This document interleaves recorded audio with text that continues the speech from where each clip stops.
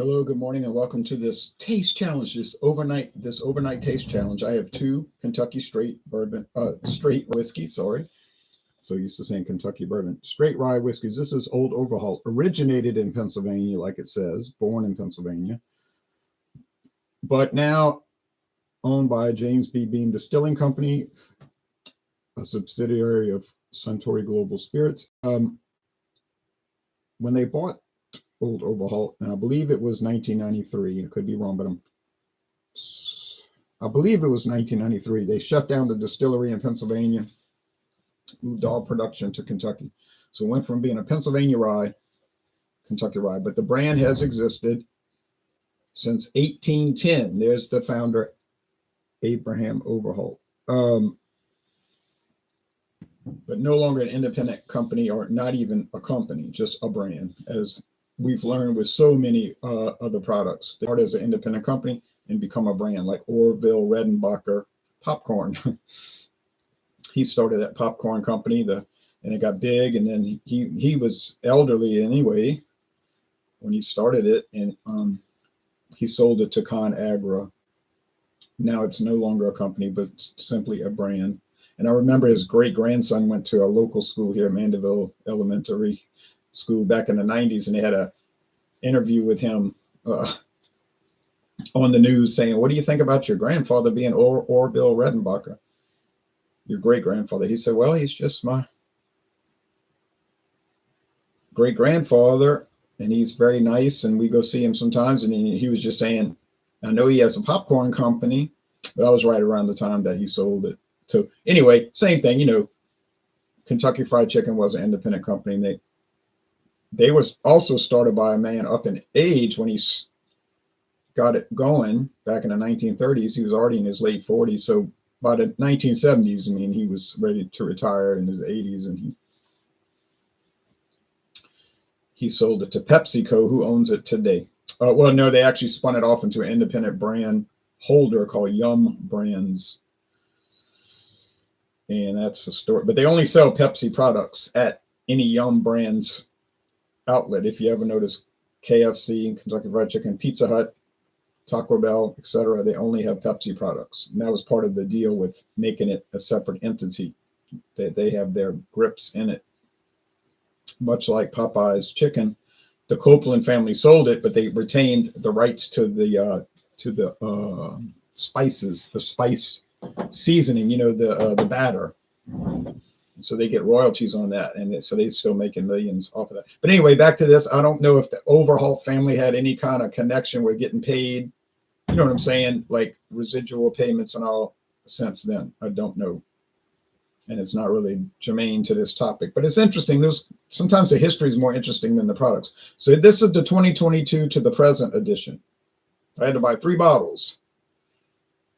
I bought the 2020 edition, and then I realized that it had replaced an earlier edition that went up to 2020, so I had to go back and get that bottle. My friend Dave found it for me. Thank you, David. And then as soon as I was like, now I have both bottles, they turn around and put this one out.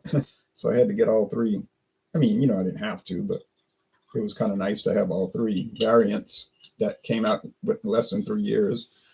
So the current, it runs about $20, $19.99. I saw it at Total Wine and More.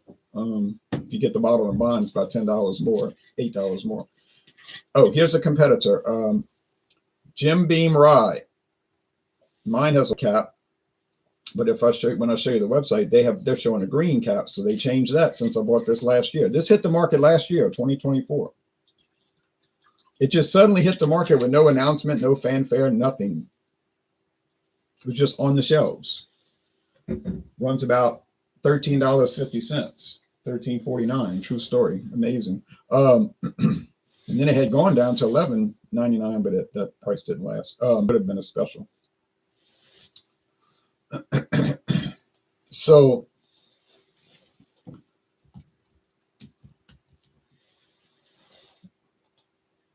it's strange. Okay, I'll show you the products and I can turn on the lamps. Both copper colored. This Jim Beam is lighter. The Old Overholt is darker. it is aged 4 years. But that doesn't mean, that shouldn't make a difference in the appearance, because Jim Beam is aged at least 4 years, so it's got no age limit. Okay. In any whiskey that does not show an age statement in the United States, this is U.S. law, has to be aged at least 4 years. Okay. Brown glass protects it from the light. It's better to get brown glass. Whiskey's not as sensitive as beer. Get beer exposed to light, it'll get that skunky smell. And this is a clear bottle. Jim Beam usually in clear bottles. Just their tradition. Okay. 86 proof, aged 4 years, non-chill filtered. So that's the things that changed. They jumped it to 86 proof. They no longer chill filter it, which some people say is bad. Other people say is good. We're not going to get into that debate. A lot of people say it doesn't matter. And so it's 86 proof, non-chill filtered, 4-year-old. That's the new one. That could change next week. When they came out with this Jim Beam, hold on.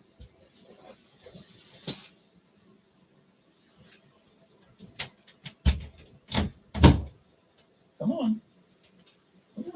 Come on.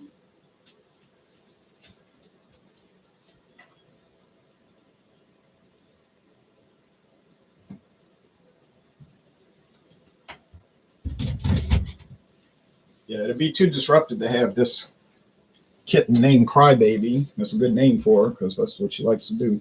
Cry and whine and more or less demand things. I had to bring her in, and she just sit out there crying and disrupting everything.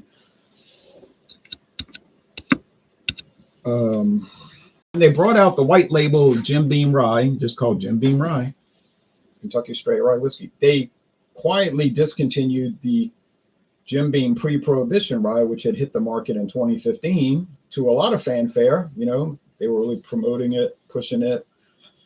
Although I did have trouble finding it. I had to get it in Baton Rouge. Oh, it was only $17.49. That was a 90 proof. They made a big deal about it, like it was so special, but then they just killed it. Don't know why. Maybe the sales weren't really that great, and it cost too much to justify selling it or something. This one is inexpensive, so you would assume that it's not too expensive to produce. I'm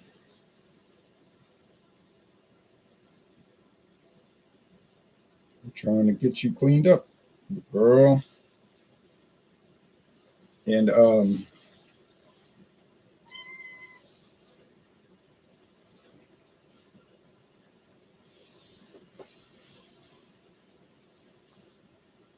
so, all right. That might have been why it's just an inexpensive product. I'll do the screen share.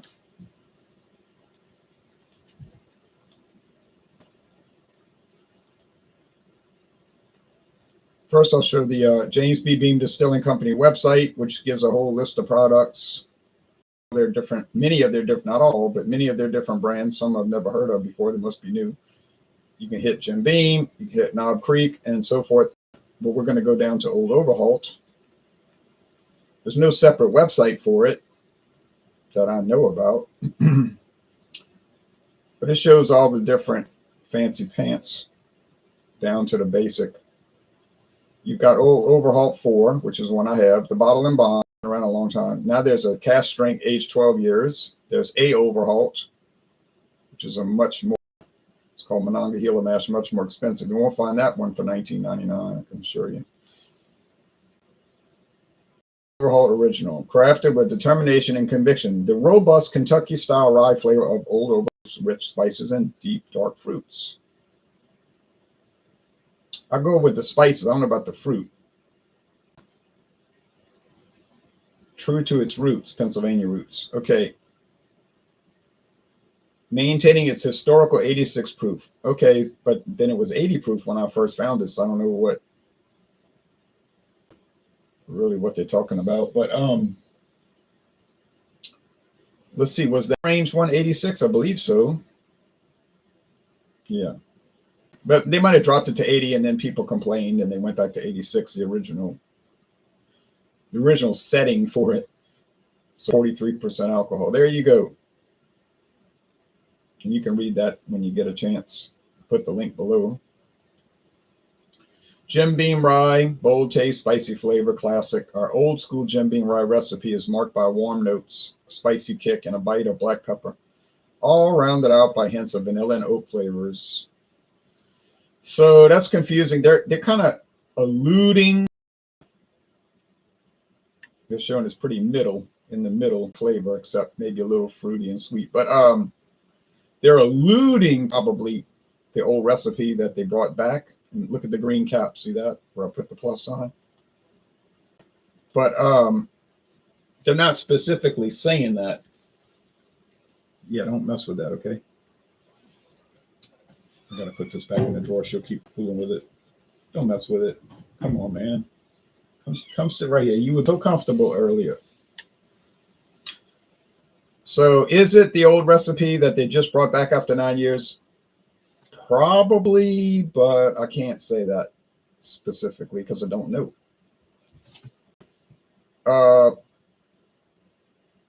Now, will I be able to tell them apart? I have doubts because honestly, when I did the other two taste challenges, they taste the same to me. Could these be the same mash bill, just treated a little differently? It could be, you know, one chill filter, one non. 186 proof, 180. I don't know. They don't tell you any good not any good information like that. Technical information. They just give you tasting and aroma notes, which is good also, but no use stressing out over it, obviously. We just know they make Jim Beam Rye. The old label used to be a yellow label, but now you ever notice most rye whiskeys, they seem to be with a green. They'll have like a green label. Not always, but they tend to. Smells like rye spice. A little more, well, no, just rye spice.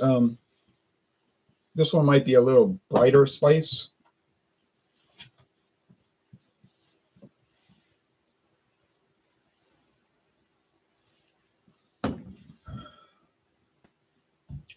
Minty. I find that these old Overholt and Jim Beam, they taste very minty, like wintergreen type of thing. Maybe spearmint. I don't know my mints.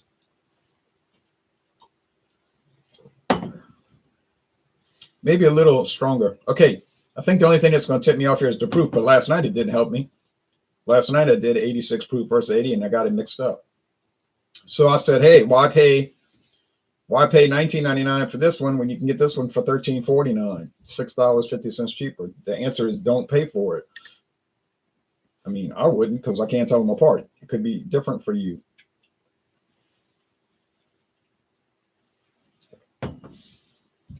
Seems mild. Yeah, this one seemed like it has more proof, just a little bit more. I can't say it tastes better though, and I don't care much about proof. I'm not one of these proof guys, you know, where I got to run down the thing with the strongest strength, cask strength, and all that. I'm not against that, and not like trying to throw shade on people that's into that. I'm definitely not against it in any way. But personal preference, I don't care for it. You know, I like the 80 proof products. Like Wild Turkey, people ask me, you know, I tell them I like 81 proof Wild Turkey. They're standard, just called Wild Turkey over the 101. Oh, they can't believe it. That's just a personal preference. It's the same product. It's just one is brought down to 81 proof and the other one is kept at 101. And the way they bring it down is they add tap water to it. Sure, the water is treated to make sure the chemicals and whatnot are not affecting it. You know, I mean, minerals or chemicals in the water, whatever, fluoride. But yeah, I understand. No, I mean, so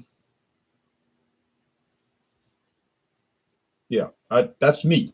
Other people are the same way. I know other people are rather the 80 proof versions, but other people are it's like cars, you know, some people got to have that performance, you know, got to have the highest horsepower they have. This is not my preference. I never really cared about that.